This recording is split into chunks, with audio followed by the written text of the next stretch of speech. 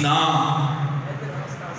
یعنی دانائے سبل، ہادی، راستوں کو جاننے والا، ختم رسول، سب سے آخری نبی، مولا کل، سب کے آقا، سب کے مولا، جنہوں نے غبارے راہ کو رشک طور بنا دیا۔ اعلیٰ حضرت امام اہل سنت مجدد دین و ملت پروانۂ شمع رسالت امام احمد رضا خان رحمۃ اللہ تعالی علیہ آپ فرماتے ہیں سب چمک والے اجلوں میں چمکا کیے۔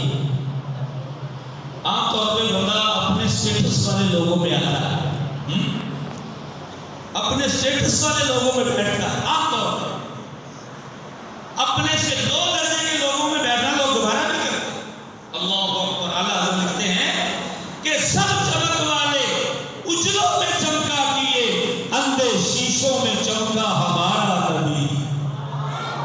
اللہ اکبر، اللہ اکبر۔ کیسی گہری بات کی اعلیٰ حضرت نے۔